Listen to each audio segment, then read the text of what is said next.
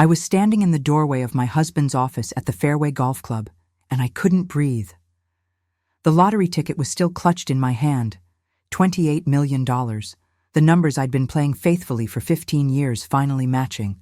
And I'd driven straight there, my heart racing with joy, because I needed to share this miracle with Richard. We'd been married for 38 years. We'd struggled through his business failures, my mother's medical bills, putting 2 sons through college on a teacher's salary. This money was going to change everything. We could finally travel like we'd always dreamed. We could help our boys. We could breathe. But Richard wasn't at his desk. His office door was slightly open, and his computer screen was facing me, and what I saw there made my knees go weak. Explicit messages, photos I will never be able to unsee. And the name at the top of the message thread, Vanessa, my niece, my sister Linda's daughter, the girl I'd helped raise when Linda was working 3 jobs as a single mother, the girl whose college textbooks I'd paid for when Linda couldn't afford them. She was 28 years old, 37 years younger than my husband. I must have made a sound, some kind of strangled gasp, because suddenly Richard was there, coming out of the private bathroom, and his face went absolutely white when he saw me. But not guilty white, not ashamed white, angry white. "Margaret, what are you doing here?" Not honey, not sweetheart, just Margaret, in that cold tone he'd been using more and more lately. I couldn't speak. I just held up the lottery ticket with one shaking hand and pointed at his computer screen with the other. Can you imagine? The best moment and the worst moment of your entire life happening in the same breath. He moved fast for a 67-year-old man, practically lunging across the room to slam the laptop shut. "That's not what it looks like." Those exact words, like I was stupid, like I hadn't seen what I'd seen with my own eyes. Not what it looks like? I finally found my voice, and it didn't even sound like me. "Richard, I saw—" "You're upset," he interrupted, and his whole demeanor changed like he was flipping a switch. His voice went soft, concerned, like he used with difficult club members. "The lottery win. It's overwhelming, isn't it? You're not thinking clearly. You're seeing things that aren't. I am not seeing things." But even as I said it, doubt crept in. Because that's what 38 years of trusting someone does to you. It makes you question your own eyes. That's when my phone rang. My sister Linda. At that exact moment. I answered with shaking hands, still staring at Richard. Linda's voice was bright, cheerful, almost too cheerful. "Marg, Vanessa just told me you won the lottery. 28 million. Oh my God, I can't believe it. We need to celebrate. Vanessa's here with me right now. We're opening champagne." And that's when I understood. Vanessa wasn't with Linda. Vanessa was here, somewhere in this building, and they were coordinating their lies in real time while I stood there falling apart. Have you ever had a moment where everything you thought you knew just shattered? Where the people you trusted most revealed themselves as strangers? Let me back up and tell you how I got to this point. Because this wasn't just about catching my husband with my niece. This was about discovering a conspiracy so much bigger and darker than a simple affair. This was about 3 people I loved planning to destroy me, steal everything I had, and make everyone believe I was too old and confused to stop them. They were wrong. My name is Margaret Claire Donovan. I'm 65 years old, and for most of my life, I thought I knew exactly who I was and who I'd married. I was wrong about both. I taught 2nd grade for 40 years at Riverside Elementary School. You know those teachers who remember every student's name decades later? That was me. I loved those kids like they were my own. I'd stay late helping the ones who struggled with reading, bring snacks for the ones whose parents couldn't afford lunch, wipe tears and tie shoelaces, and celebrate every small victory. Teaching wasn't just my job, it was who I was. Richard and I met when I was 27. He was this charming, ambitious guy with big dreams of owning his own business someday. We got married 6 months later, and everyone said it was too fast, but we just knew. Or at least I thought we did. I supported him through his MBA, working 2 jobs while he studied. Then I supported him through his first failed business, a sporting goods store that went under within a year. Then his second attempt, a restaurant that barely lasted 8 months. Finally, 15 years ago, he bought the Fairway Golf Club with a loan I co-signed using my retirement savings as collateral. It terrified me, putting everything on the line like that, but Richard promised this was it, our golden ticket. And you know what? He was right. The club became successful. Not wildly profitable, but steady, comfortable. We'd finally made it to that middle-class stability we'd fought so hard for. But somewhere along the way, Richard changed. Or maybe he'd always been this person and I just didn't want to see it. My sister Linda was my best friend growing up. Just 4 years younger than me, but we were inseparable. Linda got pregnant at 20 with Vanessa, and the father disappeared before the baby was even born. I was there for every moment, the delivery, the sleepless nights, the single mom struggles. I helped raise Vanessa, changed her diapers, taught her to read, paid for her dance classes when Linda couldn't afford them.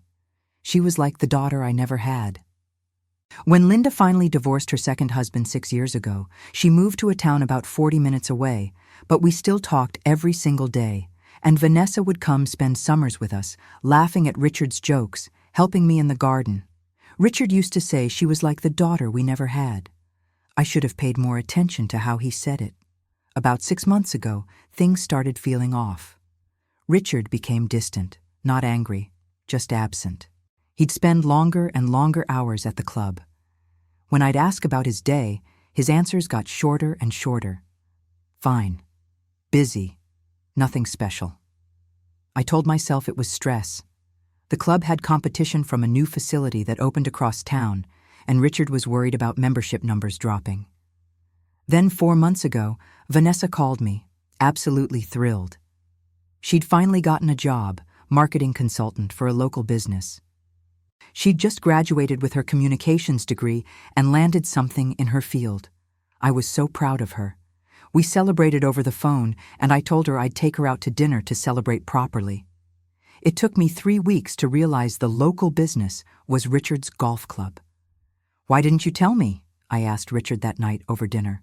He was scrolling through his phone at the table, barely looking at me. "Tell you what?" He didn't even glance up. "That you hired Vanessa." "Oh, yeah, we needed someone for social media and marketing. She's qualified.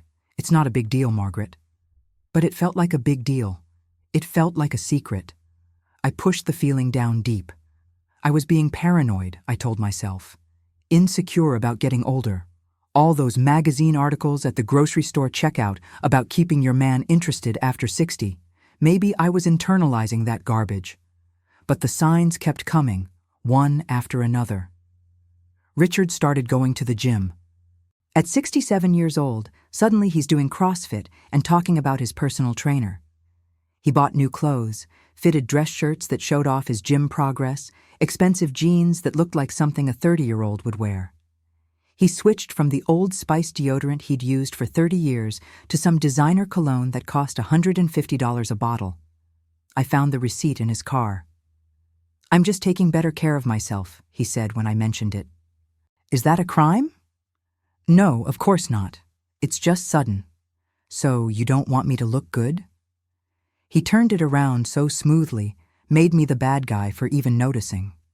Our sons, James and Thomas, had both moved away for work years ago. James was in Colorado with his wife and 2 kids. Thomas was in Oregon, working as a sous chef, still chasing his dream of owning his own restaurant someday. We'd see them maybe twice a year, and phone calls were always rushed. "Love you, Mom, gotta run." I was lonely. I can admit that now. I'd retired 2 years earlier, thinking Richard and I would finally have time together. Travel a little, take up hobbies, enjoy our golden years like the retirement brochures promised. Instead, he was busier than ever, and I was home alone watching Netflix and playing those same lottery numbers I'd been playing since 1991.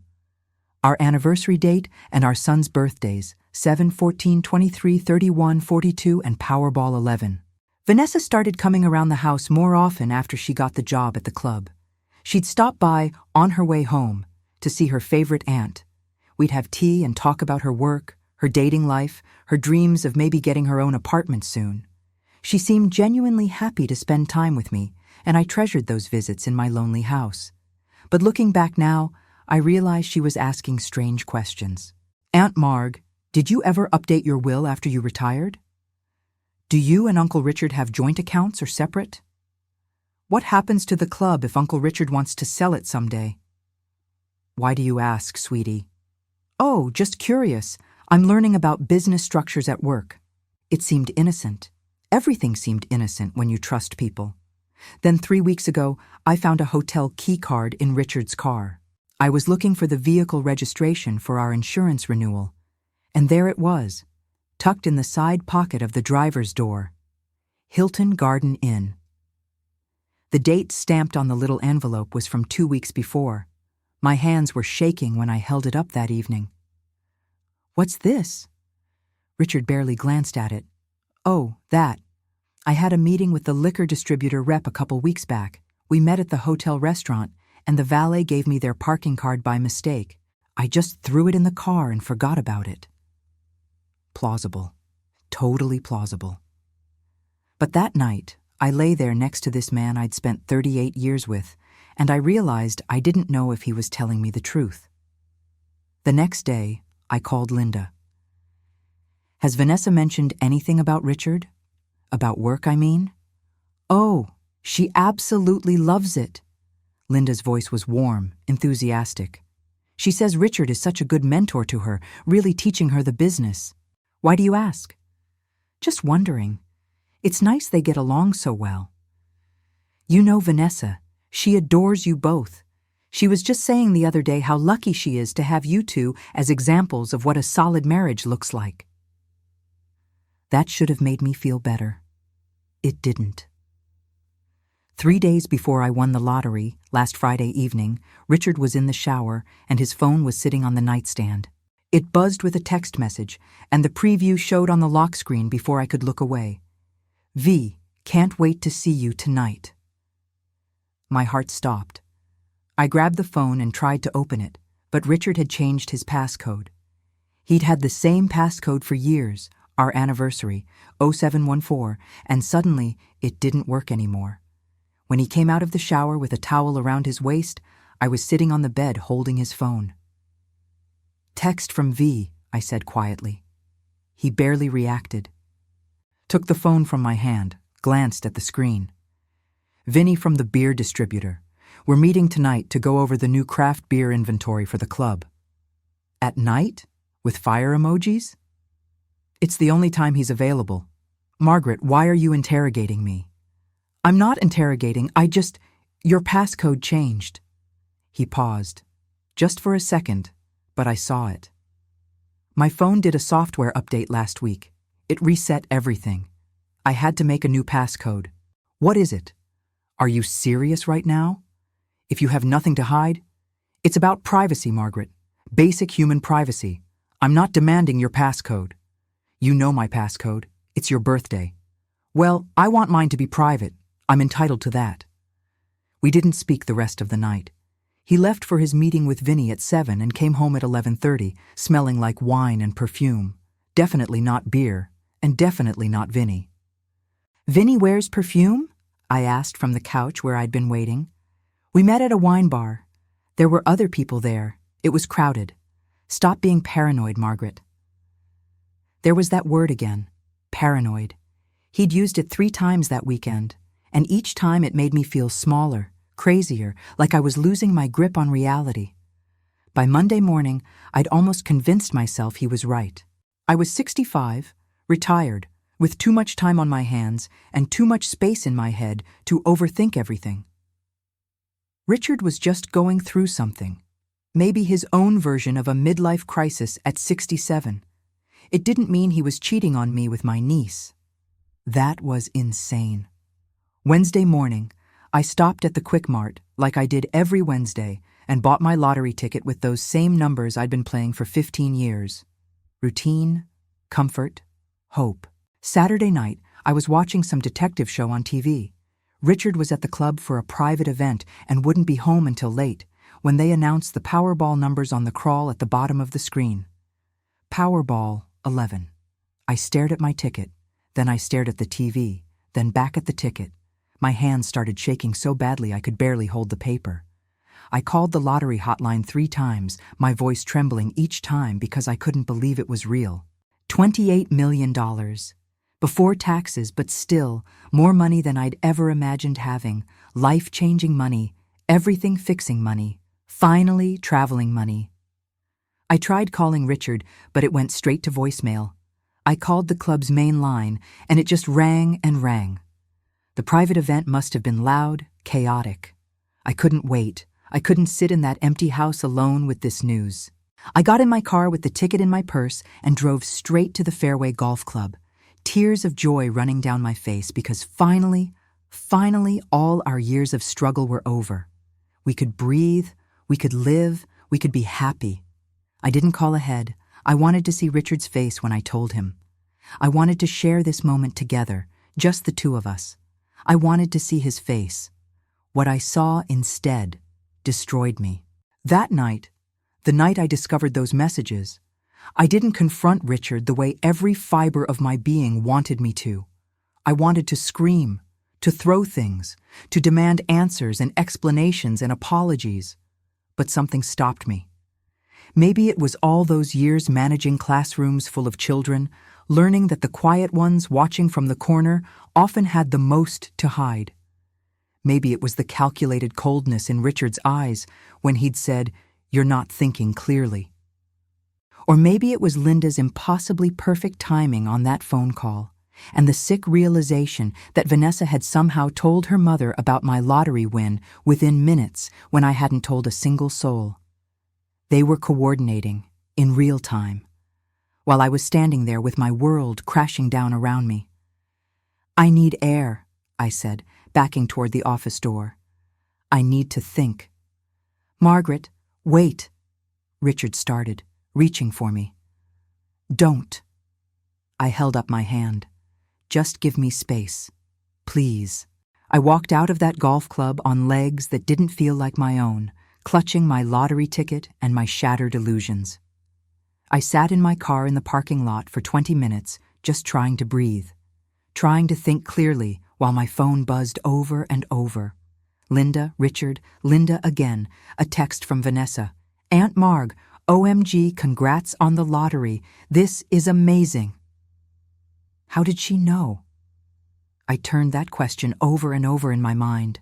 The only way Vanessa could know was if she'd been there in the building when I arrived, if she'd seen me come in, or if Richard had texted her the second I left his office. Either way, they were working together, lying together. I didn't go home that night. I couldn't face Richard, couldn't pretend everything was fine when I felt like I was dying inside. I drove to a hotel, ironically the same Hilton Garden Inn whose key card I'd found in Richard's car, and checked in using cash I'd withdrawn for our weekly groceries. The woman at the front desk barely looked at me, and I was grateful. I didn't want anyone to see my face, to see what I was feeling. In that anonymous hotel room with its generic beige walls and scratchy comforter, I did what I'd always done when overwhelmed. I made a list. When you can't control your emotions, control the facts. That's what I'd always told my second graders, and it's what I told myself now. What I know for certain: explicit messages between Richard and Vanessa on his computer. Vanessa wasn't with Linda when Linda called. They were lying. Vanessa knew about my lottery win impossibly fast. Richard has been distant for 6 months. Vanessa started working at the club 4 months ago. Richard changed his appearance. Gym, cologne, new clothes, hotel keycard in his car 2 weeks ago. Text from V with fire emojis. "Can't wait to see you tonight." Richard changed his phone passcode after I saw that text. He came home smelling like perfume and wine, not beer and Vinny. What I don't know. How long has this affair been going on? Does Linda really know, or am I being paranoid about her too? Did they know about the lottery before I did? Who else knows about this? What are Richard's legal rights to my lottery winnings? That last question terrified me more than anything. We lived in a community property state. We had joint bank accounts, joint credit cards. If I claimed that lottery money as a married woman, would half of it automatically become his? Could he divorce me and walk away with $14 million to start a new life with my niece? I barely slept. The numbers on the alarm clock seemed to move in slow motion. At 6 a.m, I made a decision. I called the one person I knew I could trust, Patricia Hayes. Patricia had been in my second grade class 36 years ago. Sweet little Patty with the gap-toothed smile and the learning disability that made reading so hard for her. I'd stayed after school with her 3 days a week that entire year, and she'd gone on to graduate high school with honors. She became a police detective and always stayed in touch. Christmas cards, visits to my classroom, updates on her life. She'd retired 3 years ago, and I'd gone to her retirement party at the police station. "Mrs. Donovan?" Her voice was thick with sleep. "Is everything okay? It's 6 a.m. "Patty, I need help." My voice cracked. I don't even know what I need. "Where are you right now?" I told her everything. The lottery, the messages, the phone call, my suspicions about Linda. She listened without interrupting. That cop skill of patient, careful listening. When I finished, there was a long silence. Then Patricia said something that made my blood run cold. "Mrs. Donovan, what you're describing sounds like potential conspiracy to commit fraud. If they knew about your lottery win before you did..." "That's impossible. I bought the ticket myself. I was the first to know." "Are you absolutely certain? Could Richard have checked your numbers earlier? Do you keep your tickets anywhere he could access them?" My breath caught. "In my wallet. But my wallet was in my purse, and my purse was with me." I stopped. Saturday night. Richard had come home at 11:30 from his private event at the club. I'd been asleep on the couch. My purse had been sitting on the kitchen table. Oh my God. What is it? He could have checked. Saturday night. The drawing was at 9 p.m., and I didn't check my ticket until the next evening. Richard came home at 11:30. I was asleep on the couch. He could have gone through my purse, checked my ticket, seen I'd won, and... I couldn't finish the thought. It was too horrible. "And coordinated with Vanessa," Patricia finished grimly. "Got their stories straight. Maybe even consulted with a lawyer about community property rights. Mrs. Donovan, how much time passed between the lottery drawing and when you went to the club?" 22 hours. "And you didn't tell anyone you were going there?" "No one. But Richard wasn't surprised to see you, was he?" I replayed that moment in my mind.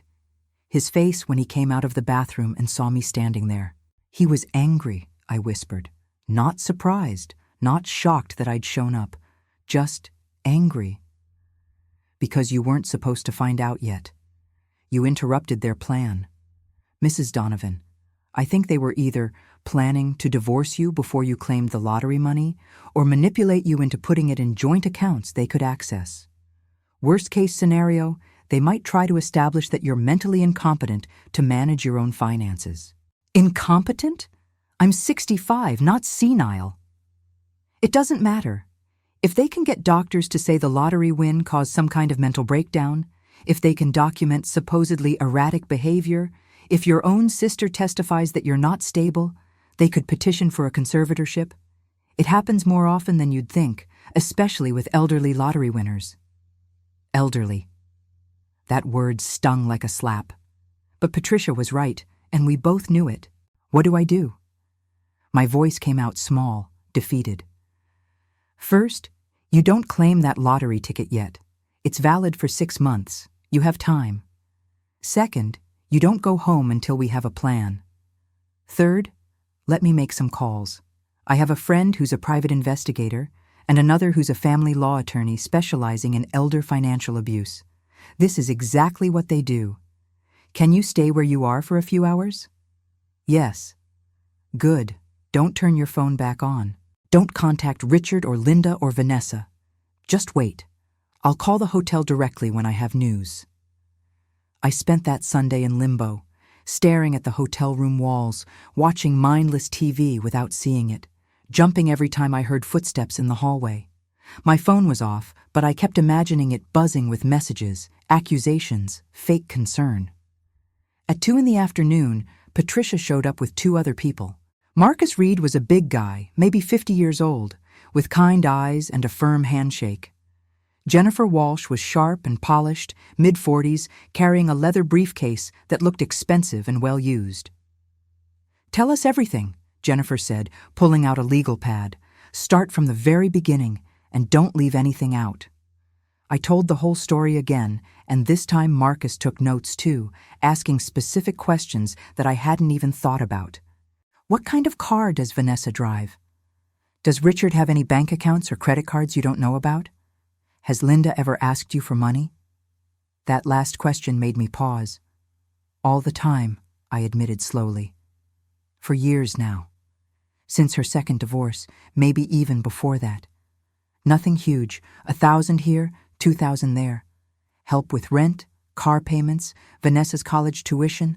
I always said yes. She's my sister. Marcus and Jennifer exchanged a look that made my stomach drop. What? What does that mean? Jennifer leaned forward. Mrs. Donovan, it's possible your sister has been cultivating a pattern of financial dependence. If she's consistently encouraged your generosity, positioned herself as perpetually struggling, she's created a dynamic. Now there's a lottery win, and suddenly she sees an opportunity for a much larger payout. Through Richard? Through Vanessa, Marcus said quietly. Think about it. Vanessa marries Richard after he divorces you. They get half the lottery money through community property law. Vanessa shares that money with her mother. Everyone wins except you. The room tilted. That's insane. They wouldn't they? Jennifer's voice was gentle but firm. You saw explicit messages between your husband and your niece. Your sister called at the exact moment you discovered the affair. Vanessa somehow knew about your lottery win immediately. Mrs. Donovan, these aren't coincidences. I felt tears burning behind my eyes. What do I do? Marcus set down his pen. You let me follow them, all 3 of them. Give me 1 week, maybe 2. I'll document everything, where they go, who they meet, what they say when they think no one's listening. If there's a conspiracy here, I'll find concrete proof. And legally? I asked Jennifer, even though I wasn't sure I wanted to hear the answer. Don't claim the lottery yet. That ticket stays in your possession, somewhere safe. In the meantime, you document everything from your side. Every text, every call, every interaction. You go home, you act normal. You pretend you believe Richard's explanations about what you saw. Be the trusting wife, but record everything. This is a one-party consent state, which means you can legally record any conversation you're part of without telling the other person. You want me to go back there? My voice rose. Pretend everything's fine? Sit across from him at dinner and smile while knowing he's sleeping with my niece? For now, yes. Because if you disappear, if you confront them directly, they'll change tactics. We need them to feel confident, to get sloppy. Can you do that? Could I? Could I look Richard in the eye and pretend I didn't know? Could I hug Vanessa and act like I didn't want to scream? Could I answer Linda's calls and chat like we were still sisters who told each other everything? I thought about those 40 years in the classroom. How many times had I pretended not to see a child cheating on a test, waiting for just the right moment to address it? How many times had I played dumb to catch a bully in the act, to gather evidence before going to the principal? I knew how to play dumb. I'd been doing it my whole marriage, apparently. I can do it, I said, and I meant it. That afternoon, I drove home. Richard's car was in the driveway, and I could see him pacing past the living room window. When I walked through the front door, he rushed to me like a concerned husband, his face a mask of worry. Margaret, thank God. Where have you been? I've been calling and calling. I was so worried about you. I let him hug me, even though it felt like embracing a stranger, like holding something cold and dead. I'm sorry, I said, and the words tasted like poison. I just needed space. The lottery win. It's so overwhelming. You were right. I wasn't thinking clearly. I felt him relax against me. Of course you weren't. $28 million. That's incredible, honey. That's life-changing. It's natural to be emotional. Honey. He called me honey now, like everything was fine. I think I imagine things, I continued, forcing the words out. At your office yesterday, I thought I saw messages on your computer, but I was just panicked, you know? Too much happening too fast. Exactly. He pulled back and cupped my face in his hands, looking into my eyes with what would have seemed like genuine concern if I didn't know better. That's exactly what happened. You were overwhelmed, and your mind played tricks on you. It's completely understandable. Can you forgive me for being crazy? You're not crazy, sweetheart. You're human. This is a huge shock. We'll get through it together, okay? You and me like always. But his eyes were calculating, cold, satisfied. He'd bought my performance completely, and more than that, he thought I was weak, stupid, easy to manipulate. Good. Let him think that. Over the next 5 days, I gave the performance of my life. I called Linda and apologized for being weird when she'd called me at the club. I invited Vanessa over for lunch and listened to her gush about her wonderful job and her amazing boss, Uncle Richard, who was such an incredible mentor. She sat in my kitchen eating my homemade lasagna and told me how lucky she was to have us in her life. Uncle Richard is teaching me so much about business, she said, twirling pasta on her fork. He's so patient and supportive. I'm learning more from him than I did in 4 years of college. We're the lucky ones, I said, smiling at her across my kitchen table. We're so blessed to have you in our family, sweetheart. And I meant it in ways she couldn't possibly understand. I was lucky to see her for what she really was before it was too late. Meanwhile, Marcus was everywhere they were, invisible and thorough. Every evening, encrypted emails would arrive with photos and reports that made my heart hurt and my resolve strengthen. Monday, Richard and Vanessa at Giuseppe's Italian restaurant downtown, holding hands across the table, kissing in the parking lot next to Richard's car. Tuesday, Vanessa meeting Linda at Starbucks, showing her something on her phone while both of them laughed. Marcus couldn't hear what they said, but the body language told a story. Wednesday, Richard meeting with a lawyer. Marcus got the name from the building directory, Stephen Kaufman, specialist in high-asset divorces. Thursday, Vanessa and Linda at First National Bank together, inside for 45 minutes. Marcus couldn't confirm what they did, but they emerged looking pleased with themselves. Friday, Richard and Vanessa checking into a room at the airport Marriott. 3 hours. Photographic evidence with timestamps. Each report was a knife to my heart. But I didn't cry anymore. I got angry. That cold, calculating anger that comes when grief transforms into determination. Jennifer advised me on practical matters. I quietly opened a new bank account at a different bank, in only my name. I transferred exactly half of our savings. I wasn't a thief, even if he was. I gathered every financial document we had, mortgage papers, insurance policies, retirement accounts, the golf club loan paperwork, made copies of everything, and stored them at Patricia's house. And I started recording. Every conversation, every interaction. The tiny digital recorder I'd ordered online became my constant companion, hidden in my cardigan pocket, capturing everything. One dinner conversation in particular made me want to throw up. Have you thought about what we'll do with the lottery money? Richard asked casually, over pot roast I could barely taste. I guess we should invest most of it, right? Definitely. Actually, I know a really good financial advisor. Vanessa's been working with him on the club's investment portfolio. Very sharp guy. We should meet with him. Of course. Another connection to Vanessa. Another way to involve her in my money. We should also think seriously about estate planning, he continued, cutting his meat with steady hands. Updating our wills. With this much money, we need to be smart about protecting it. What do you mean? Well, we want to make sure everything's secure. You know, in case anything happens to either of us. We need proper legal structures in place.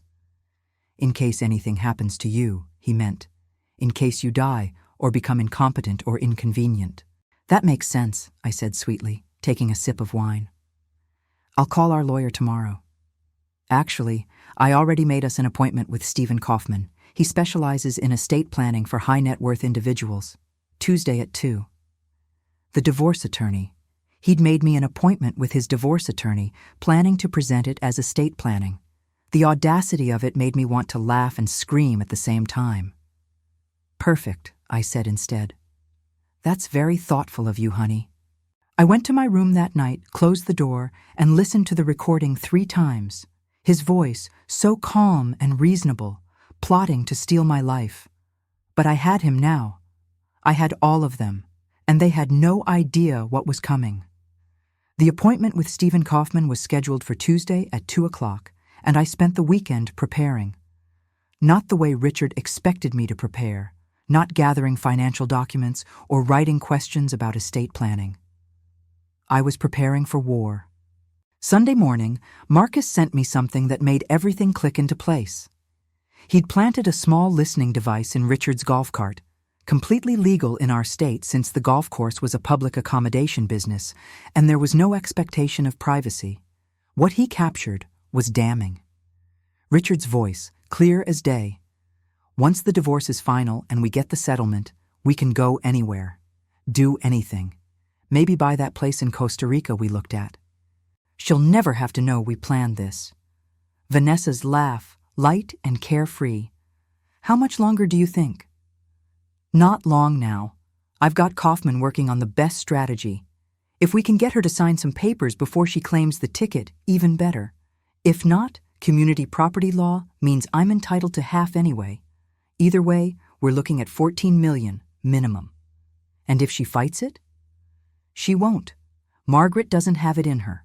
She spent 40 years teaching second graders and doing what she's told. She'll cry maybe, but she'll sign whatever we put in front of her eventually. She always does. The contempt in his voice, the absolute certainty that I was weak, compliant, broken. That's what hurt more than anything, not that he was betraying me, but that he thought so little of me. They were wrong. They were all so wrong. Marcus delivered more evidence over the following days, and each piece revealed another layer of planning, another level of betrayal. He pulled Richard's cell phone records through a legal subpoena Jennifer obtained. Richard had been calling Vanessa's number 30 to 40 times a day since she started working at the club 4 months ago. Text messages. Marcus's forensic expert recovered from Richard's computer backup, deleted messages he thought were gone forever, painted a picture of a relationship that had been building for months. Richard to Vanessa, 3 months ago. I can't stop thinking about you. This is crazy, but it feels so right. Vanessa to Richard. You deserve to be happy. You deserve someone who appreciates you, not someone who's just comfortable. Richard to Vanessa, 2 months ago. I can't wait to be done with this marriage. You're all I think about anymore. We just need to time it right. Vanessa to Richard. How much longer do we have to wait? Richard. Soon. I'm figuring out the finances. The club's in my name. I can sell it before filing. She won't get a penny of that. And I've been moving money around that she doesn't know about. Vanessa. What about your sons? Won't they be upset? Richard. They're adults. They'll get over it. Besides, once they see how happy we are together, they'll understand. He was willing to destroy his relationship with James and Thomas, our sons, his own children, all for a 28-year-old girl who saw him as a retirement plan. But it got so much worse. Marcus discovered Richard had taken out a $200,000 loan against the golf club's equity 3 months ago. The money had gone into a bank account I didn't even know existed. When Marcus traced where that money went, I wanted to be sick. Luxury hotel stays across 3 different cities. A $15,000 diamond bracelet purchased at Tiffany's, definitely not for me, since I'd never seen it. Payments to a high-end travel agency for a romantic getaway to Tuscany, scheduled for next month. And worst of all, a $15,000 down payment on a beachfront condo in Naples, Florida. He'd bought a condo, a love nest for him and Vanessa, using our marital assets, using equity from a business I'd co-signed for that had used my retirement savings as collateral. That's called dissipation of marital assets, Jennifer explained when I sat in her office staring at the bank statements Marcus had obtained. He used joint equity to fund his affair and his post-divorce lifestyle. That's illegal. It dramatically strengthens your position in a divorce. You can argue for the house, the golf club business, the retirement accounts, and significant damages. Everything? My voice was barely a whisper. Potentially everything. And with the lottery money claimed solely in your name during a legal separation, it never becomes community property. He would get nothing from your lottery winnings. Nothing. That word felt good. It felt like justice. But we still needed to understand Linda and Vanessa's full involvement. Were they just opportunistically supporting Richard's affair, or was this a coordinated conspiracy? Marcus followed Linda for a week and discovered she'd been much busier than we'd thought. She'd consulted with 3 different attorneys, shopping around for someone who would take a conservatorship case. She'd visited my bank twice, trying to get information about my accounts. The bank manager, bless her, had refused without my written authorization and made notes in my file about the suspicious inquiries. Linda had even visited the state lottery office, asking general questions about how winnings are distributed in cases of mental incompetence or conservatorship. The clerk remembered her because it was such an unusual inquiry. Marcus got a sworn statement from him, but the most damning evidence came from a lunch meeting Marcus recorded, perfectly legal in a public restaurant, between Linda, Vanessa, and a man who made my blood boil. Dr. Gregory Moss, psychiatrist, 60-something, professional-looking, expensive suit, and apparently willing to diagnose patients he'd never met if the price was right. Marcus's audio was crystal clear. I listened to it in Jennifer's office with Patricia sitting next to me, holding my hand. Dr. Moss's voice, smooth and clinical. So, your sister is experiencing confusion, memory loss, personality changes since this lottery win? Linda sounding concerned. Yes, doctor. Dramatic changes. She's not herself at all. She's paranoid, forgetful, saying strange things. I'm very worried about her. That's entirely consistent with stress-induced cognitive impairment, Dr. Moss replied.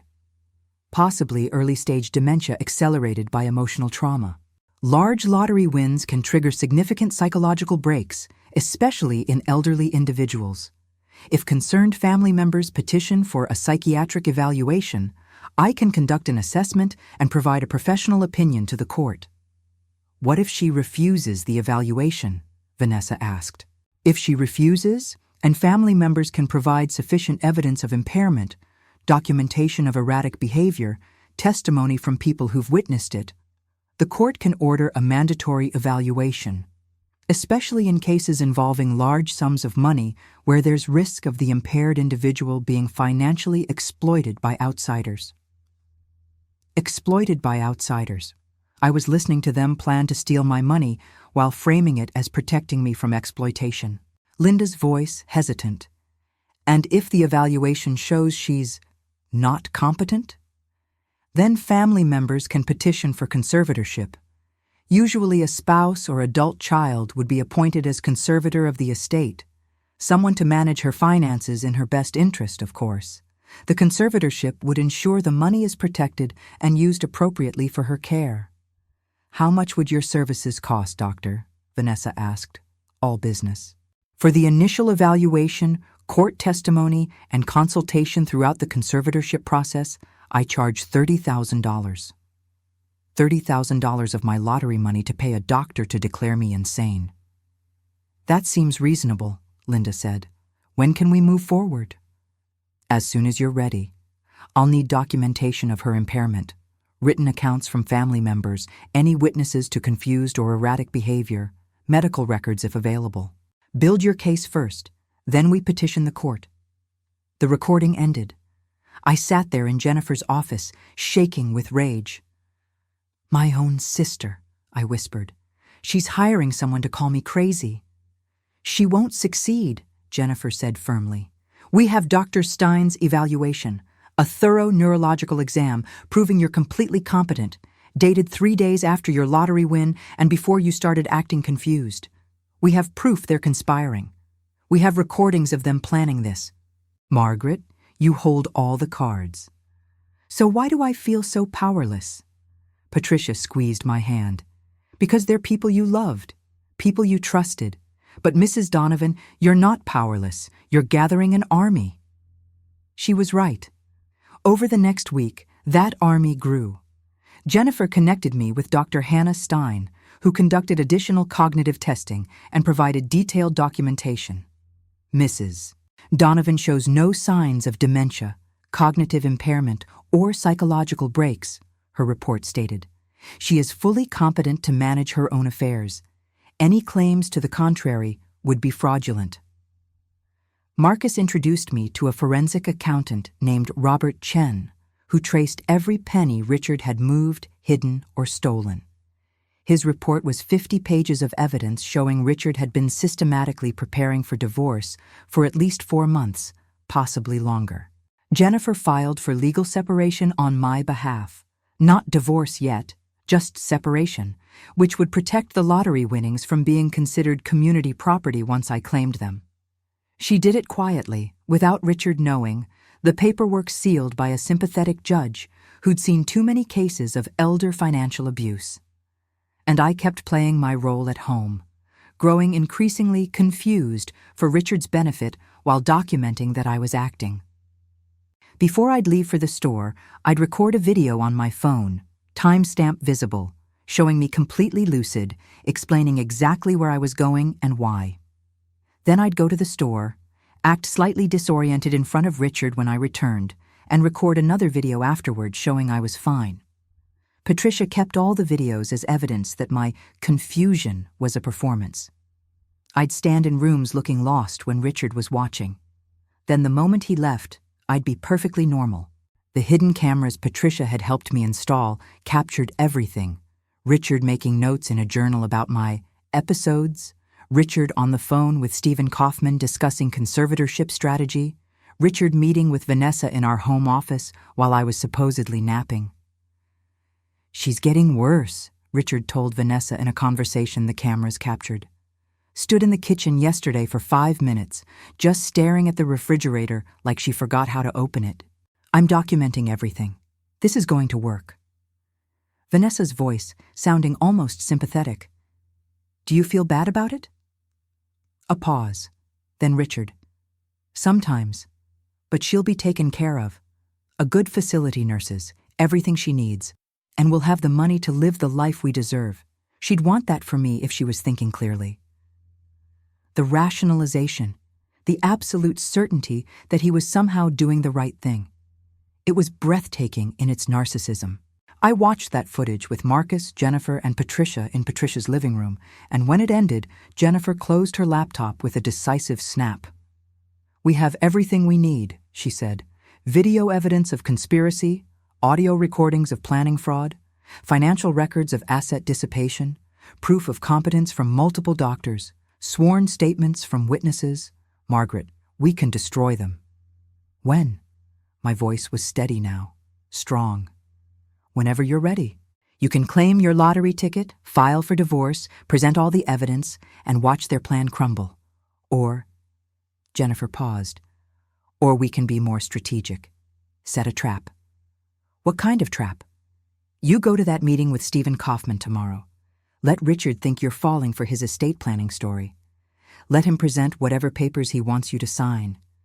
We'll have you wearing a wire, recording everything. Let them commit to their fraud in real time, on tape, with no way to deny it later. Marcus leaned forward. And I'll have a process server waiting outside.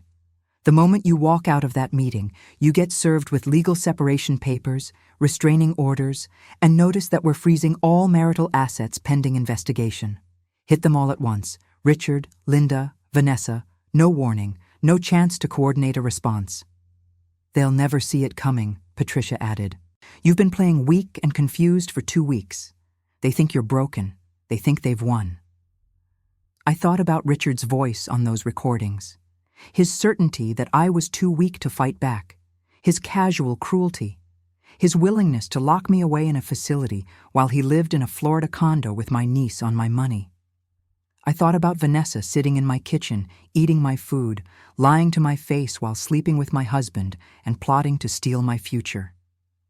I thought about Linda, my sister, my best friend since childhood, hiring a doctor to declare me incompetent. "Let's do it," I said. "Let's set the trap and watch them fall into it."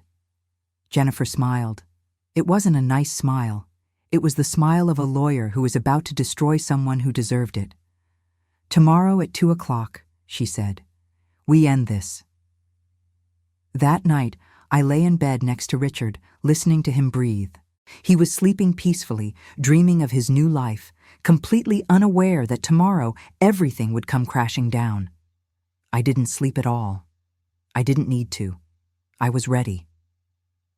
After 38 years of being underestimated, I was finally going to show them exactly what this 65-year-old second-grade teacher was capable of. Tuesday morning, I woke up with absolute clarity. This was the day everything changed. I dressed carefully, a nice blouse and slacks, my good pearls, minimal makeup. I wanted to look like the competent, dignified woman I actually was, not the confused elderly person they'd been painting me as. The tiny recording device Jennifer had given me was tucked into my bra, completely invisible, voice-activated and recording everything. Richard was already downstairs drinking coffee when I came into the kitchen. He looked up and smiled, that same smile I'd fallen in love with 40 years ago, now a mask hiding someone I didn't recognize. "Big day today," he said cheerfully. "The meeting with Kaufman. You ready?" "I think so. Should I bring anything?" "Just yourself. He'll have all the paperwork ready for us to review." Paperwork. I knew exactly what paperwork he meant. Documents designed to trap me, to give him control, to set up the conservatorship or the divorce or whatever final betrayal he had planned. "Okay," I said softly, playing my role one last time. "I trust you to handle the complicated stuff. You know I was never good with financial things." I saw the satisfaction flicker across his face. He thought he'd won. We drove to Stephen Kaufman's office together in Richard's car.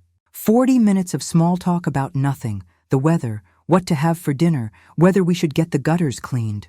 Mundane conversation while my heart pounded and the recording device captured every word. Richard was relaxed, confident, completely unsuspecting. The law office was in a modern building downtown, all glass and chrome. Stephen Kaufman's suite was on the 7th floor, expensively decorated with leather furniture and abstract art.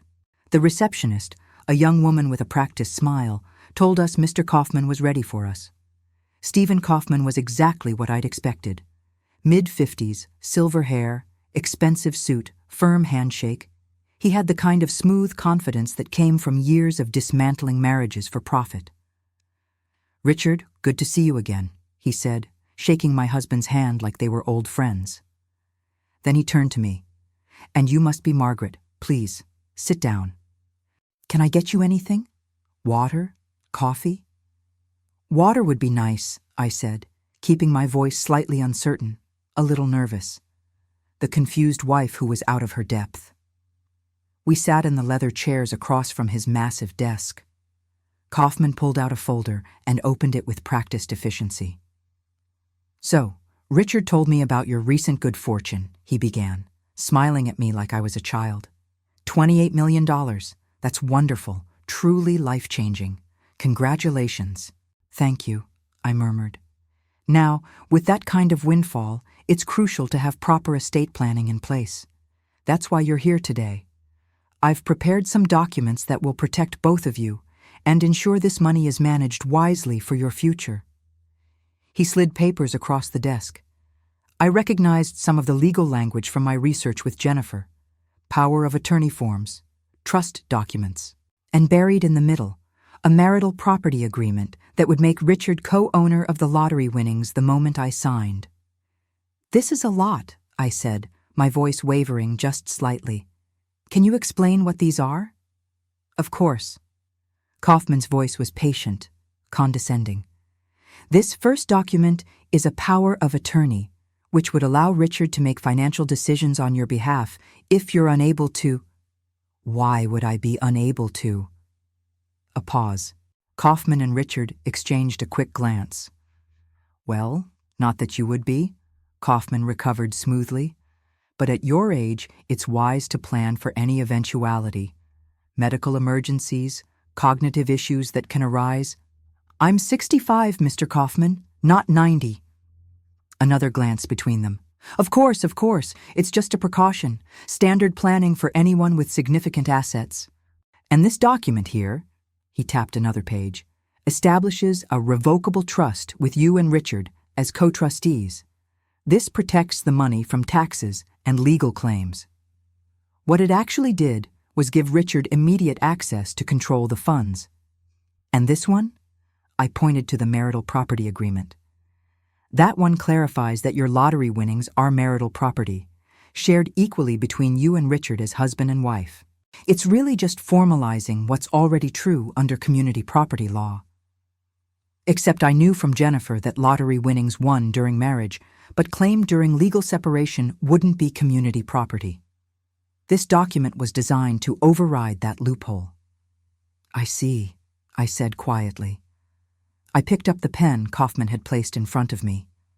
Where do I sign? I could feel Richard's excitement, barely contained. This was it, the moment they'd been planning for. I held the pen over the signature line, then I set it down. Actually, I have some questions first. Richard's smile tightened. Honey, Mr. Kaufman's time is valuable. We discussed this, I know, but I want to understand what I'm signing. I looked directly at Kaufman. This power of attorney, it gives Richard control over all my finances, correct? Including the lottery money? It gives him the ability to act on your behalf, yes, even if I don't want him to? Well, the assumption is that if you've granted power of attorney, you trust his judgment. But what if I change my mind later? Can I revoke it? Kaufman hesitated. Technically, yes, but if there were questions about your competence at the time of revocation. There won't be any questions about my competence, I said clearly. Because I'm completely competent. I'm sharp as I've ever been. And I'm not signing any of this. The room went very still. Margaret, Richard started. My name is Mrs. Donovan to you. My voice was ice. And before you say another word, you should know that I'm recording this entire conversation. Everything Mr. Kaufman just said about planning for my cognitive issues and making it difficult for me to revoke the power of attorney. All of it recorded. Richard's face went white. Kaufman's went red. That's illegal, Kaufman began. No, it's not. This is a one-party consent state. I can record any conversation I'm part of. And I have been, for 2 weeks now. Every conversation with you, Richard, every phone call with Linda, every lunch with Vanessa. I have all of it. Richard found his voice. Margaret, what are you talking about? You're confused. I'm not confused. I haven't been confused for a single second. I saw those messages on your computer 2 weeks ago. The explicit photos, the plans you and Vanessa made. I heard the recording of you in your golf cart, talking about getting your half of my lottery money after the divorce. I know about the $200,000 you stole from the club equity, the condo in Florida, the diamond bracelet, all of it. Richard's mouth opened and closed like a fish. No words came out. I turned back to Kaufman. And I know you're not an estate planning attorney. You specialize in high-asset divorces. Richard hired you to help him steal half my lottery winnings, probably while also establishing that I'm mentally incompetent so he could get even more through a conservatorship. That's fraud, Mr. Kaufman. That could cost you your license. Kaufman stood up abruptly. This meeting is over. I'm not going to sit here and be accused. Sit down, I said, and my voice had so much steel in it that he actually sat. I'm not finished. You're going to sit there and listen. Because if you don't, the recording of this meeting goes to the State Bar Association by the end of the day. He sat. I stood up, gathering my purse. Richard, our marriage is over. I filed for legal separation as of yesterday morning. You'll be served with papers within the hour. I'm also filing a restraining order to keep you away from me and my assets. Every account with your name on it has been frozen pending forensic accounting. The house is in my name only. Checked the deed, remember? You have 24 hours to remove your belongings. You can't, Richard started, standing up. I can, and I did. As for you, Vanessa and Linda, yes, I know about Linda too, Richard. I know about the plan to have Dr. Gregory Moss declare me incompetent. I have recordings of that meeting too. Linda will also be served with a cease and desist letter today. If any of you come near me or attempt to contact me, you'll be arrested. Richard's face had gone from white to red. Margaret, you're making a huge mistake. Everything I've done has been for us. Everything you've done has been for yourself and your mistress, my niece, who's young enough to be your granddaughter. Your sons are going to be so proud of you, Richard. That landed. I saw him flinch. And just so we're clear, I continued, I claimed my lottery ticket yesterday. $28 million minus taxes. Not a penny of it is community property because we were legally separated when I claimed it. You get nothing. Actually, that's not true. You get the business debts, the loan you took out against the club, and a potential fraud investigation. Congratulations. I walked toward the door, then turned back one more time. 40 years of teaching second graders taught me a lot about human nature, Richard. I can spot a liar from across a room, a cheat, a manipulator. You got away with it for so long because I loved you, and love makes you blind. But I see clearly now. And what I see is a pathetic old man who threw away everything real for something fake. I hope she was worth it. I walked out of Stephen Kaufman's office with my head high, leaving my husband of 38 years sitting in stunned silence. Patricia was waiting in the lobby. She stood up when she saw me, her face anxious. How did it go? Perfectly, I said, and I meant it. Let's go watch them get served. We stood across the street with Marcus, who had a clear view of the building entrance. At exactly 2:45, a process server in a neat suit walked into the building. At 2:53, Richard emerged, white-faced, holding papers in shaking hands. He looked around wildly, maybe searching for me. He pulled out his phone, dialed, started shouting into it. Marcus pointed to another car in the parking lot.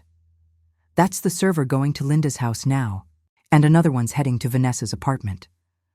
All three at once, I said softly. All three at once, Patricia confirmed. No time to coordinate stories, no time to destroy evidence, just blind panic. My phone buzzed, then again.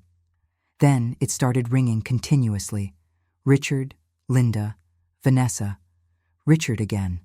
Unknown numbers that were probably Kaufman or Dr. Moss. I turned my phone off and put it in my purse. What now? Patricia asked. Now? I smiled. Now I go home, to my house, pour myself a very large glass of wine, and wait for my lawyer to tell me what happens next. The hard part's over.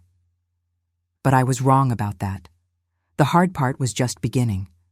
The confrontation I'd delivered in Stephen Kaufman's office was satisfying, but it wasn't the end, not even close. Over the next 3 days, Richard, Linda, and Vanessa launched a coordinated counterattack that showed me exactly how desperate they'd become. Richard violated the restraining order within 12 hours. He showed up at the house at 11 o'clock that night, pounding on the door, shouting that I was destroying our family over a misunderstanding. I called the police, and they arrested him right there on my front lawn. The neighbors watched from their windows, and I felt a sick satisfaction knowing his perfect reputation in this community was crumbling. Linda called me 63 times in 2 days.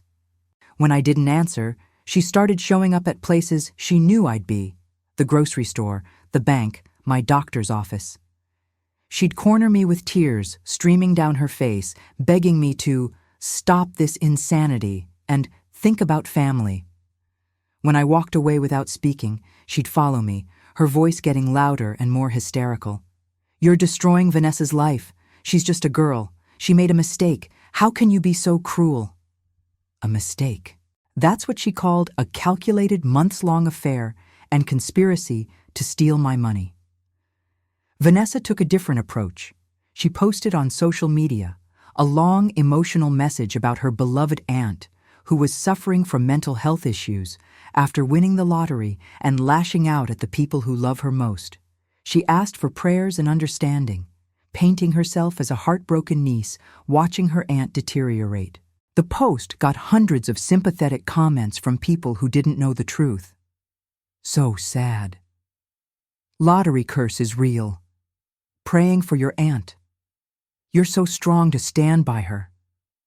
Jennifer got it taken down within 24 hours, threatening legal action for defamation. But the damage was done. People in town were looking at me differently, with pity, with suspicion, with that careful way people treat someone they think might be unstable. But Jennifer had anticipated all of this. "They're going to fight dirty," she'd warned me. "When people stand to lose everything, they'll do anything. Are you ready for that?" I thought I was. I wasn't. The real test came 4 days after I'd walked out of Kaufman's office. Jennifer called me at 7 in the morning, her voice tight with anger. They filed a counterpetition. Richard, Linda, and Vanessa jointly. They're alleging that you're experiencing a psychiatric emergency and requesting an emergency conservatorship hearing. They claim you're a danger to yourself due to paranoid delusions, that you've made irrational financial decisions, and that you need immediate protection. My stomach dropped. Can they do that? They can file it. Doesn't mean they'll win. Judge Morrison granted an emergency hearing for tomorrow morning. We have less than 24 hours to prepare. Margaret, this is it. This is their last play. If they lose this, they lose everything. And if they win, silence. Then, if they win, they get temporary control of your assets pending a full evaluation. You'd be placed under a temporary conservatorship with Richard as conservator. They'd have access to the lottery money. Everything I'd fought for would be gone. What do? We bury them with evidence. Meet me at my office in 1 hour. Bring Patricia and Marcus. We're going to prepare you to testify, and we're going to make sure Judge Morrison sees every single piece of evidence we have. The next 18 hours were a blur. Jennifer's conference room became war central. We organized evidence into binders, recordings, photos, financial documents, medical evaluations, witness statements. We rehearsed my testimony over and over until my voice was hoarse. Marcus compiled video evidence showing me acting confused for Richard's cameras, then the corresponding time-stamped videos showing I was completely lucid moments before and after. "This is the key," Jennifer said, showing me the side-by-side footage. "You documented your own performance. They can't claim you were actually impaired when we have proof you were acting." Dr. Hannah Stein came to the office at midnight to review her findings and prepare her own testimony. "Mrs. Donovan's cognitive function is in the 97th percentile for her age group," she said firmly. "She shows no signs of dementia, delusions, or impaired judgment. Any testimony to the contrary would be medically inaccurate." I finally went home at 3 in the morning to shower and change into appropriate court clothes. I didn't sleep. I sat in my living room, my house that they wanted to take from me, and thought about everything that had led to this moment. The court hearing was scheduled for 9 a.m. Jennifer picked me up at 7:30, and we drove to the courthouse in silence. Patricia met us there, and I was grateful for her steady presence. "You've got this, Mrs. Donovan," she said, squeezing my hand. "You're the strongest person I know." The courtroom was smaller than I'd expected. Wood paneling, fluorescent lights, that particular smell of old buildings and anxiety. Judge Morrison was a woman in her mid-60s with sharp eyes and an efficient manner. Richard sat at the petitioner's table with Stephen Kaufman, who'd apparently decided to dig himself deeper into this mess. Richard was wearing his best suit, his face a mask of concerned husband. Linda sat in the gallery behind him, dabbing at her eyes with a tissue. Vanessa was next to her, dressed conservatively, looking young and worried and completely innocent. They were quite a performance. Judge Morrison called the hearing to order. "This is an emergency petition for temporary conservatorship. Mr. Kaufman, you may present your case." Kaufman stood, and his opening statement was masterful manipulation. He painted a picture of a beloved wife and aunt who'd tragically deteriorated after a lottery win. He described my paranoid accusations, my erratic behavior, my refusal to let family help me. "Your Honor, Mrs. Donovan has accused her devoted husband of 40 years of having an affair with her niece, a ridiculous claim with no basis in reality. She's accused her sister of conspiracy. She's made wild accusations about doctors and lawyers. She's cut off all contact with her family. These are classic signs of paranoid delusions, possibly early-stage dementia accelerated by the psychological shock of sudden wealth." He called Richard to testify first. Richard took the stand, and I watched him transform into the concerned husband. His voice broke as he described, "watching the woman I love slip away from me. She started forgetting things," he said, looking directly at the judge. "Simple things, like where she'd put her keys or what day it was. She'd stand in rooms looking confused. She'd ask me the same questions over and over. I was worried, so I started documenting it. I thought maybe she needed to see a doctor, but before I could suggest it, she won the lottery. And then everything got worse." "Worse how?" Kaufman prompted. "She became paranoid, accusatory. She said I was having an affair with her niece Vanessa, which is insane. Vanessa works for me, yes, but she's like a daughter to both of us. The accusation was so bizarre, so out of character that I knew something was seriously wrong." "Did you try to get her help?" "I made an appointment with an estate planning attorney, purely to help protect her lottery winnings, to make sure they'd be managed properly. But at that meeting, she became belligerent, made wild accusations, claimed she'd been recording us. She said horrible things, kicked me out of our home, filed for separation. Your Honor, my wife is sick, and she won't let anyone help her. It was a beautiful performance. If I didn't know the truth, I might have believed him myself." Linda testified next, playing the heartbroken sister. "Margaret and I have been close our whole lives," she said, tears flowing. "When she won the lottery, I was so happy for her. But then she started pulling away from me, making strange accusations, refusing to answer my calls. She told me I was trying to steal from her, which broke my heart. I only want to help her." "Have you noticed cognitive changes?" Kaufman asked. "Yes, absolutely. She seems confused, forgetful, not like herself at all. I'm terrified for her." Vanessa's testimony was the most manipulative. She played the innocent young woman caught in her aunt's delusions. "Aunt Margaret has always been like a second mother to me," Vanessa said, her voice soft and sad. "When she accused me and Uncle Richard of having an affair, I was shocked, horrified. It's not true, Your Honor. I would never do that. I love them both. I think the stress of the lottery win has made her paranoid, and she's created this fantasy in her mind. I just want my aunt to get the help she needs." When they finished, Kaufman rested his case. "Your Honor, these are 3 people who love Mrs. Donovan and are desperately trying to help her. We're requesting temporary conservatorship so that her assets can be protected while she receives proper psychiatric evaluation and treatment." Judge Morrison turned to Jennifer. "Ms. Walsh, your response?" Jennifer stood, and when she spoke, her voice was calm and deadly. "Your Honor, what you've just heard is a carefully orchestrated fraud. The petitioners aren't trying to help Mrs. Donovan. They're trying to steal from her, and we can prove it." She pulled out the first binder. "This is a complete psychiatric evaluation of Mrs. Donovan conducted by Dr. Hannah Stein, a board-certified neurologist, 3 days after the lottery win and before any alleged cognitive decline. Dr. Stein found Mrs. Donovan to be cognitively intact with no signs of dementia or impairment. Dr. Stein is here to testify." Dr. Stein took the stand and demolished their case with medical precision. "Mrs. Donovan's cognitive function is excellent. She shows no neurological signs of dementia. Her memory, reasoning, and judgment are all within normal ranges, actually above average for her age. Any claims of cognitive impairment are medically baseless. Could stress from a lottery win cause the symptoms described? Jennifer asked. Stress can cause temporary confusion or anxiety, but not the consistent, documented cognitive decline the petitioners describe.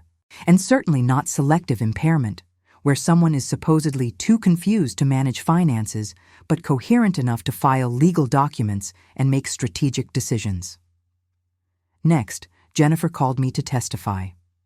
I walked to the stand with my head high, placed my hand on the Bible, and swore to tell the truth. And then I told it. All of it. I described finding the explicit messages on Richard's computer. I explained how I'd decided to investigate before confronting. I detailed the affair, the conspiracy, the plans for conservatorship. Mrs. Donovan, Jennifer said, Mr. Donovan testified that you were experiencing memory problems and confusion. Were you? No. I was pretending to be confused as a strategy. I wanted them to feel confident, to continue their plan so I could gather evidence. I documented my performance with time-stamped videos showing I was completely lucid before and after each confused episode. Jennifer presented the videos. The courtroom went silent as we watched side-by-side footage of me acting confused for Richard's cameras, then immediately afterward, lucid and clear-eyed, explaining exactly what I was doing and why. You deliberately faked cognitive impairment? The judge asked. Yes, Your Honor. I knew they were building a case to declare me incompetent. I wanted documented proof that I was acting, so they couldn't use my behavior against me. Then came the recordings. Jennifer played them one by one. Richard and Vanessa in the golf cart, discussing the divorce and the money. Linda and Vanessa with Dr. Moss, planning the conservatorship. Richard meeting with Kaufman to strategize. Every damning word crystal clear. The color drained from Richard's face as he listened to his own voice. She'll never have to know we planned this. Margaret doesn't have it in her. She'll sign whatever we put in front of her. Linda's face crumpled as she heard herself asking Dr. Moss about the cost of declaring me incompetent. Vanessa looked like she wanted to disappear as her voice played through the speakers, discussing whether Richard's sons would be upset about the divorce. Your Honor, Jennifer said when the last recording ended, this is not a family trying to help a confused elderly woman. This is 3 people who conspired to commit fraud, steal assets, and falsely imprison Mrs. Donovan through conservatorship. We have financial records showing Mr. Donovan dissipated $200,000 in marital assets to fund his affair. We have evidence of a romantic relationship between Mr. Donovan and Ms. Cole. We have proof they planned this before the lottery win and accelerated their timeline after. She pulled out more binders. Bank records, hotel receipts, text messages, photos, witness statements. Your Honor, we have everything. Judge Morrison had been taking notes throughout. Now she looked up, and her expression was ice. Mr. Kaufman, does your client wish to respond to these allegations? Kaufman looked trapped. Your Honor, I'd like to request a recess to consult with my client. No. Judge Morrison's voice was sharp. Mr. Donovan, Ms. Cole, Mrs. Cole, stand up. They stood, and I could see they were shaking. I've been a judge for 23 years, Morrison said, and I've seen a lot of elder abuse cases. But this is among the most calculated and cruel I've encountered. You've attempted to defraud Mrs. Donovan, to steal her assets, and to use the court system to facilitate that fraud. You've wasted this court's time with false allegations. She turned to Richard. Mr. Donovan, the petition for conservatorship is denied. Furthermore, I'm referring this case to the district attorney for investigation of fraud, elder abuse, and conspiracy. You and Ms. Cole should expect criminal charges. Richard swayed like he might faint. Mrs. Linda Cole, the judge continued, you participated in a conspiracy to falsely imprison your sister and steal her assets. You will also be referred for criminal investigation. Linda was crying, But Judge Morrison showed no sympathy. "The restraining orders will remain in place. None of you are to contact Mrs. Donovan in any way. Mr. Kaufman, I'll be filing a complaint with the State Bar about your conduct in this matter. This hearing is adjourned." The gavel came down with a crack that echoed through the silent courtroom. It was over. Richard, Linda, and Vanessa stood there in shock as Jennifer, Patricia, and I gathered our materials. As we walked past them toward the courtroom doors, Richard reached out. "Margaret, please." I stopped and looked at him. Really looked at him.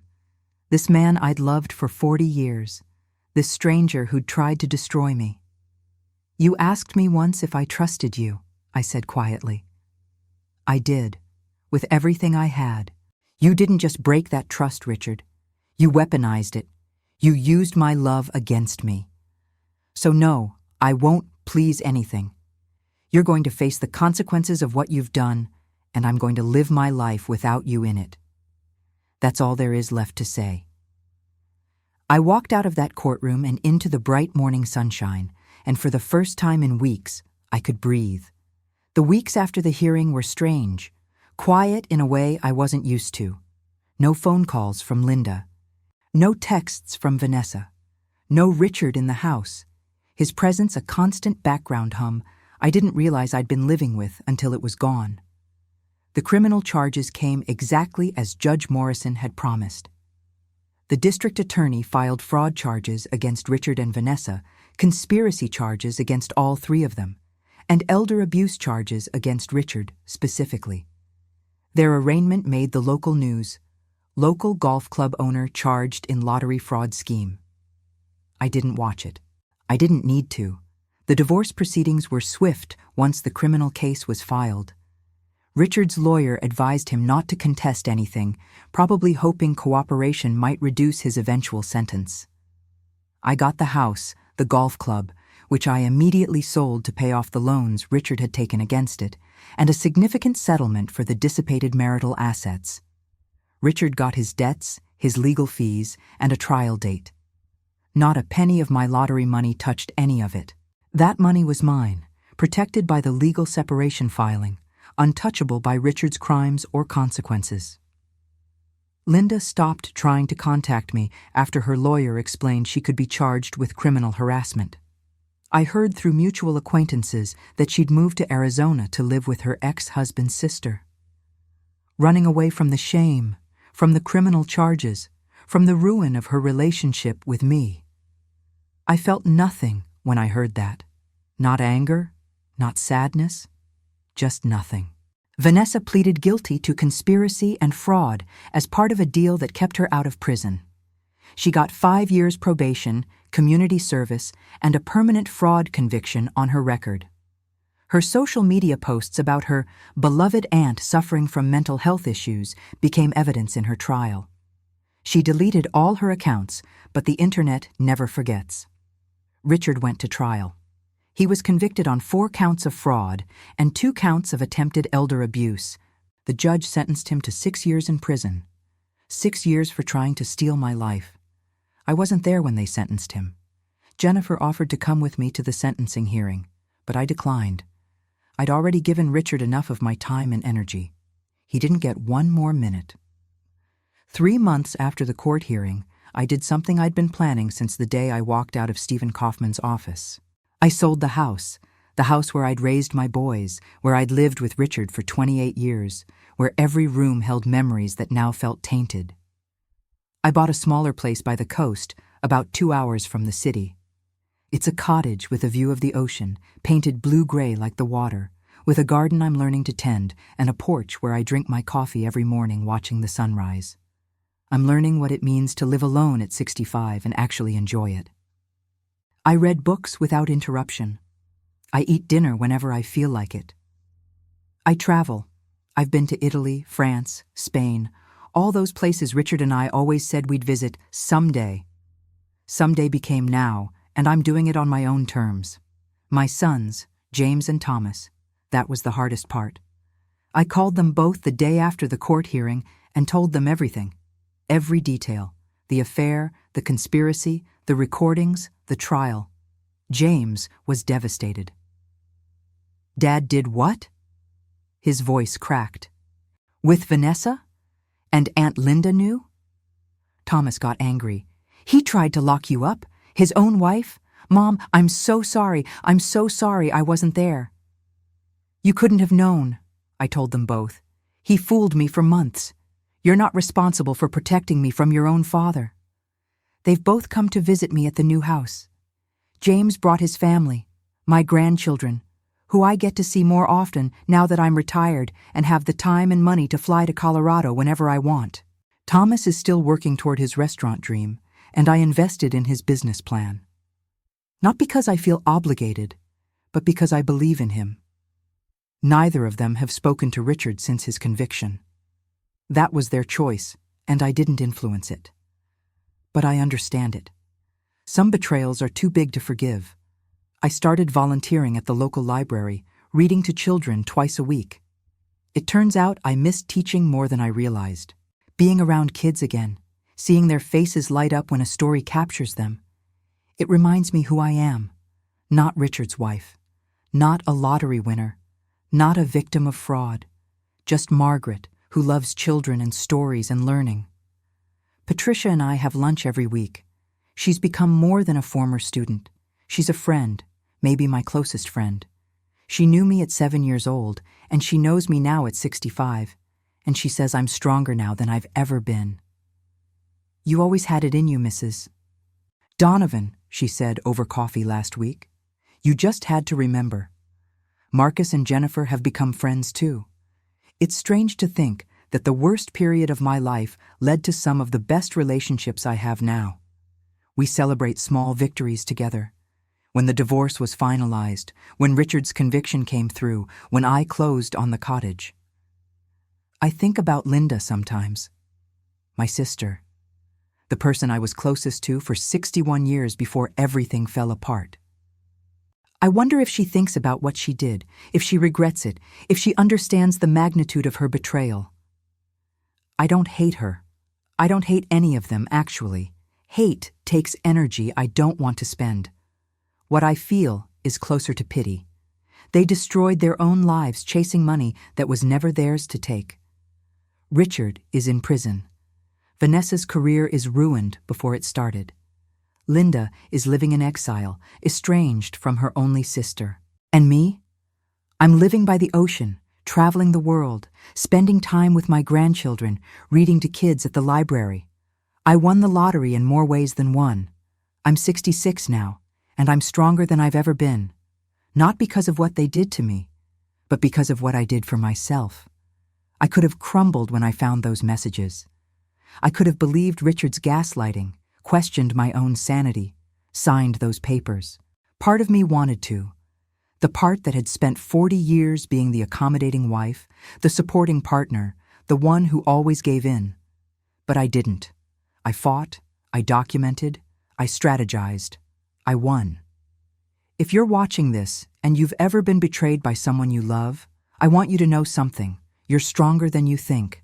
The people who underestimate you because of your age, your gender, your perceived vulnerability, they're wrong.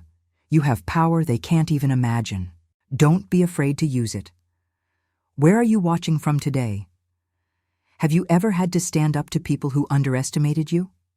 Share your story in the comments below. Your experience might help someone who needs to hear they're not alone.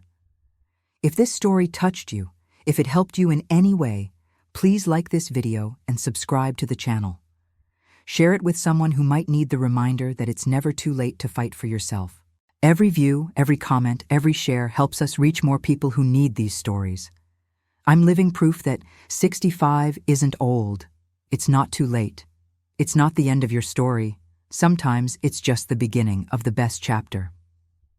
My name is Margaret Claire Donovan. I'm 66 years old. I won $28 million in the lottery, and I fought like hell to keep it. Thank you for listening to my story. And remember, never let anyone make you doubt your own strength.